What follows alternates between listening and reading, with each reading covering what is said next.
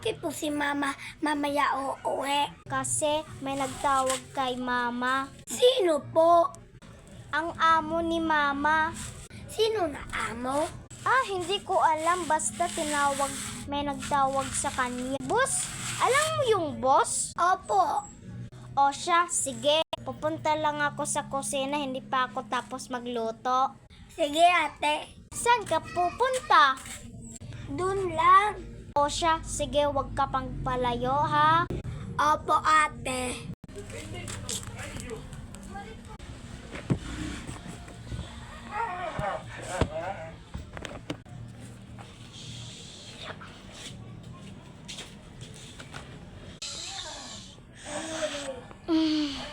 Ang sarap. O siya, tatawagin ko na si Andre. Andre? Bakit po ate? Kakain na tayo. Tara na, sabay na tayo. Okay po ate. O siya, tumayo ka na.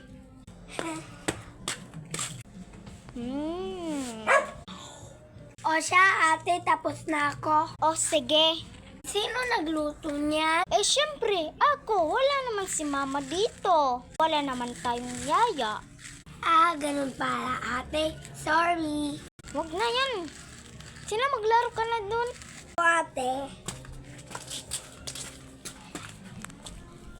Bakit kaya si Mama?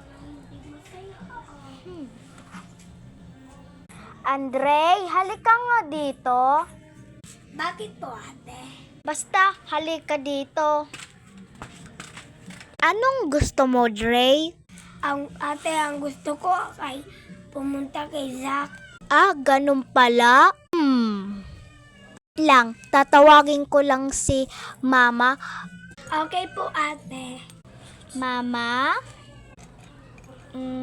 Sabi ni Andre, pwede po siya pumunta kay Zach? Sige po. Sabi ni Mama, pwede naman, pero wag kang lumabas kasi ang dami nang kikidnap ng mga bata. Ganun ate. Oo, sabi ni Mama. At saka, di ba may kaibigan ka? Sino? Kasi ang dami kong kaibigan Si Ara. Hala, si Ara? Oo, nakita ko siya sa labas. Naglalaro sila ni Candice. Pero si Candice kinidnap Bakit naman po ate? kasi tumakbo si Candice. Hindi na siya nahuli.